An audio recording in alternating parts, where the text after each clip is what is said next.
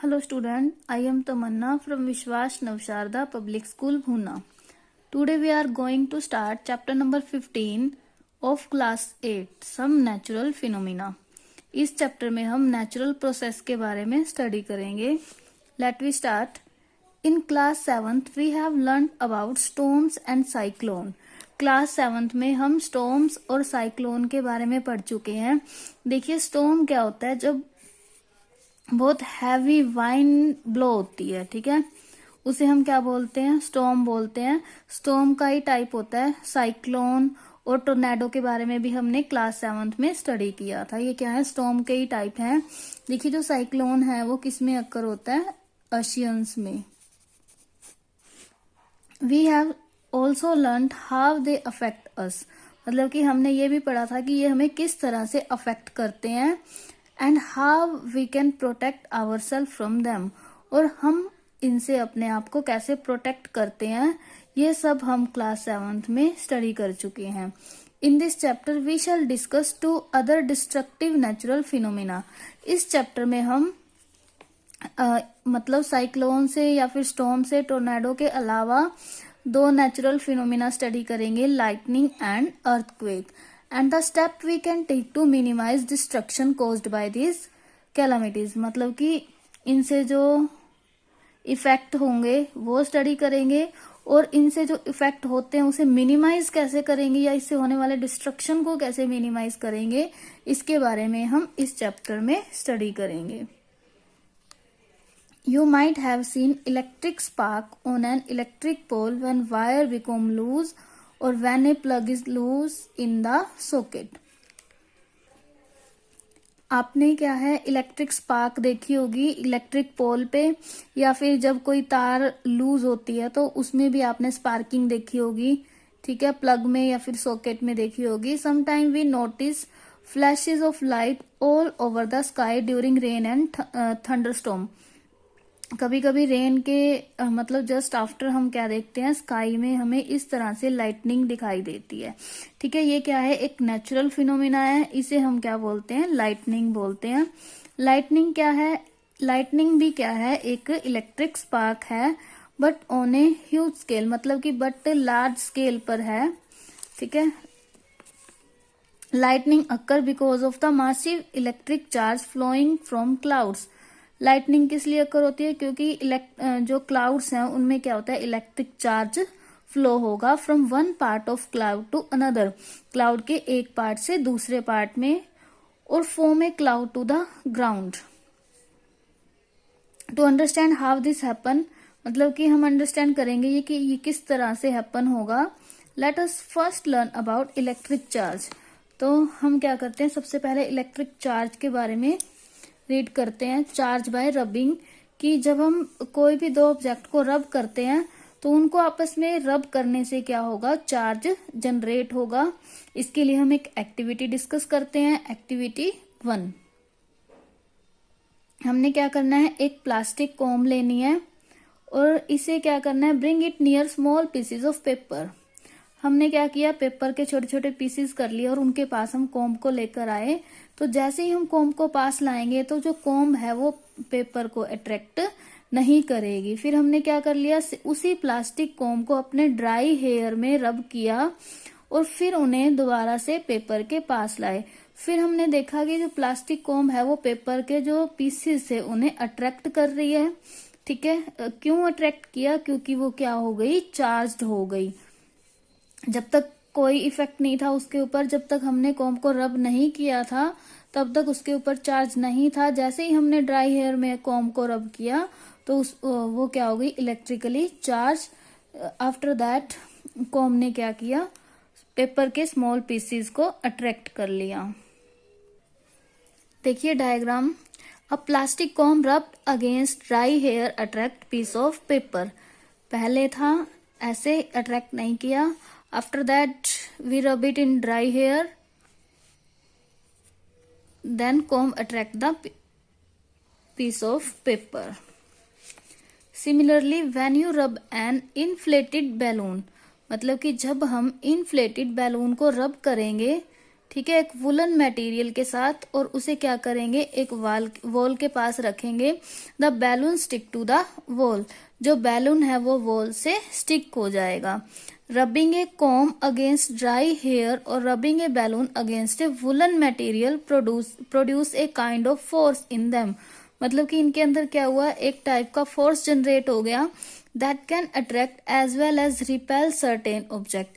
मतलब कि या तो वो अट्रैक्टिव फोर्स होगा या फिर वो रिपल्सिव फोर्स होगा, या तो वो किसी दूसरे ऑब्जेक्ट को अट्रैक्ट करने के लिए यूज होगा या फिर रिपेल करने के लिए यूज होगा। देखिए इस टाइप का जो फोर्स होगा अट्रैक्टिव या फिर रिपल्सिव, तो उसे हम क्या बोलेंगे, electrostatic force. Comb and the balloon are said to be electrically charge. अभी हमने दो एग्जांपल जो यूज किए उसमें क्या है, जो कॉम्ब है और बैलून है वो इलेक्ट्रिकली चार्ज हो जाते हैं। When they are rubbed against dry hair, मतलब कि कॉम्ब को हमने ड्राई हेयर के साथ रब किया तब वो इलेक्ट्रिकली चार्ज बनी, और बैलून को हमने वूलन मटेरियल के साथ रब किया तब वो इलेक्ट्रिकली चार्ज हो गया। So an object having electric charge on it, मतलब कि कोई भी ऑब्जेक्ट जिसपे क्या है इलेक्ट्रिक चार्ज है उसे हम क्या बोलेंगे, चार्ज्ड ऑब्जेक्ट बोलेंगे। Does the same attraction take place when your hair is wet, मतलब कि अगर हम वेट हेयर में कॉम्ब को रब करें तब भी क्या सेम अट्रैक्शन होगा या नहीं होगा, होगा तो क्यों होगा, अगर नहीं होगा तो क्यों नहीं होगा। The process of giving electric charge to an object is called charging the object, मतलब कि ऐसा प्रोसेस जो क्या कर रहा है, किसी ऑब्जेक्ट को चार्ज कर रहा है, तो उसे हम क्या बोलेंगे, चार्जिंग द ऑब्जेक्ट बोलेंगे उस प्रोसेस को। Charging an object by rubbing it with another object is called charging by friction, मतलब कि अगर किसी दूसरे ऑब्जेक्ट से रब करने से जो चार्ज जनरेट होगा उसे क्या बोलेंगे, charging by friction. The charges generate bye rubbing और फ्रिक्शन आर स्टैटिक, मतलब कि रबिंग से या फिर फ्रिक्शन से जो चार्ज जनरेट हो रहे हैं वो कैसे हैं, स्टैटिक हैं। They don't move by themselves, वो अपने आप मूव नहीं करेंगे। Motion of charges in an electric circuit constitute electric current, मतलब कि जो मोशन है चार्जेस का वो क्या करेगा, इलेक्ट्रिक करंट को कॉन्स्टिट्यूट करेगा। अब हम टाइप देखते हैं इलेक्ट्रिक चार्ज के कि कौन कौन से टाइप हैं इलेक्ट्रिक चार्ज के। 2 टाइप हैं इलेक्ट्रिक चार्ज के, पॉजिटिव और negative. The electric charge on a glass rod when it rubbed with a silk cloth is considered as positive. जब हम क्या करते हैं, एक ग्लास रोड को सिल्क के साथ रब करते हैं तो उसके ऊपर भी चार्ज जनरेट होगा, और वो कौन सा चार्ज होगा, पॉजिटिव चार्ज।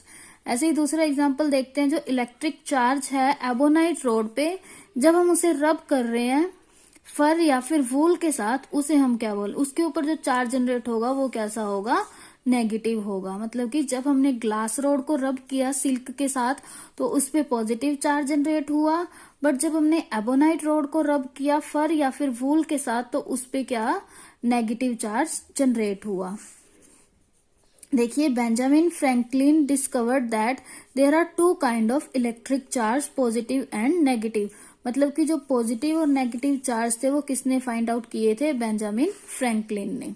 अब देखिए जो लाइक चार्ज हैं वो रिपेल करेंगे एक दूसरे को, मीन्स अगर पॉजिटिव और पॉजिटिव चार्ज हैं वो एक दूसरे को रिपेल करेंगे, अगर नेगेटिव या नेगेटिव हैं वो भी एक दूसरे को क्या करेंगे, रिपेल करेंगे। तो means like charge repel each other, but जो अनलाइक चार्ज हैं वो क्या करेंगे, एक दूसरे को अट्रैक्ट करेंगे। अगर मान लो एक ऑब्जेक्ट पे पॉजिटिव चार्ज है और दूसरे पे क्या है, नेगेटिव चार्ज है, तो वो क्या करेंगे, एक दूसरे को अट्रैक्ट करेंगे, means unlike charge attract each other.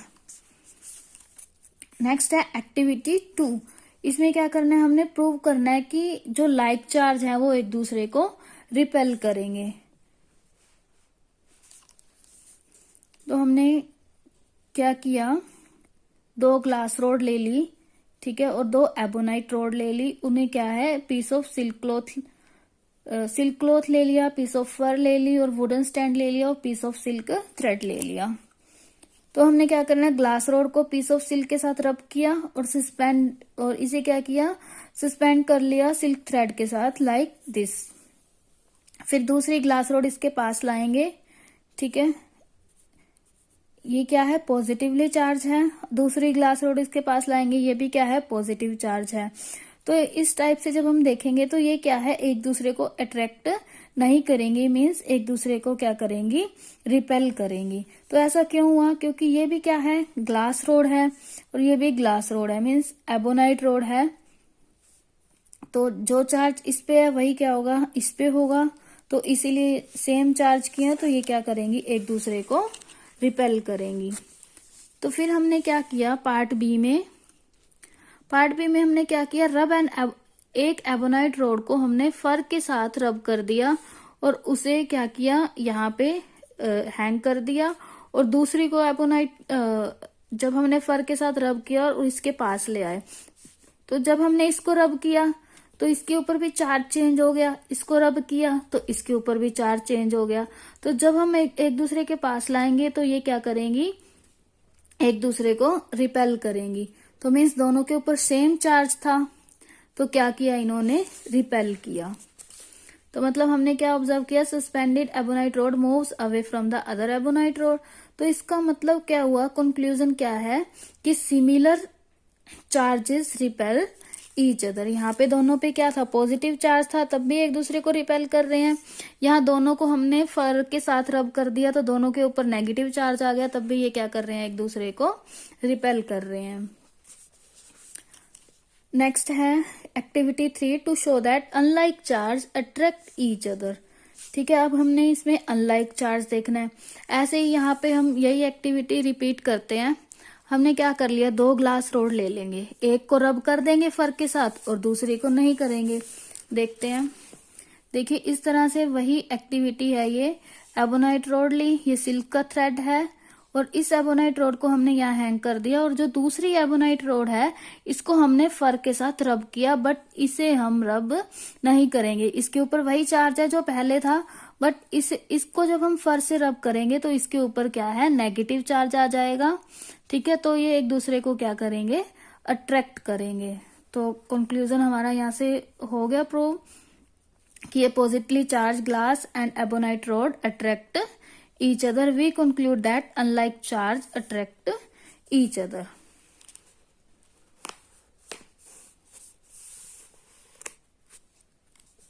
Next topic है repulsive is the sure test of electrification. ये इतना स्टैंजा आप लोग खुद रीड करेंगे। देखिए, there two test whether an object is charge और नॉट, मतलब कि हम टेस्ट करेंगे कि कोई जो ऑब्जेक्ट है वो चार्ज है या नहीं है, या फिर पॉजिटिव चार्ज है या फिर नेगेटिवली चार्ज्ड है। तो उन्हें टेस्ट करने के लिए हम क्या करते हैं, if it is attract by both it is not charge, मतलब कि दोनों अगर अट्रैक्ट हो रहे हैं तो ये चार्ज नहीं है।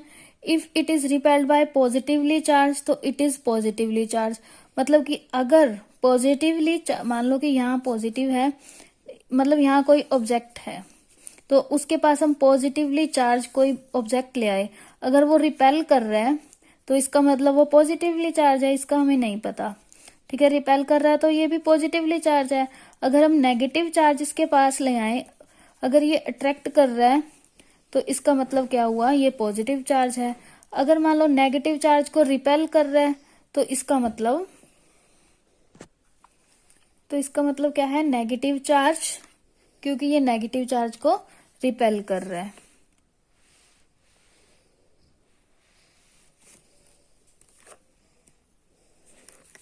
Thus we can say that repulsion is the sure test of electrification. तो हम ये बोल सकते हैं कि जो रिपल्शन है वो इलेक्ट्रिफिकेशन का श्योर टेस्ट है, क्योंकि देखिए अगर दोनों को ये अट्रैक्ट कर लेगा तो चार्ज नहीं होगा। अगर हम पॉजिटिवली चार्ज बॉडी ले आते हैं किसी ऑब्जेक्ट के पास तो उसे वो रिपेल करेगा, तो इसका मतलब पॉजिटिवली चार्ज है। अगर नेगेटिवली चार्ज को रिपेल करेगा तो इसका मतलब नेगेटिवली चार्ज है।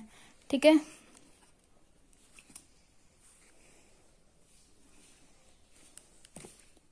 Next topic electric charge in atom, ये हम नेक्स्ट वीडियो में डिस्कस करेंगे।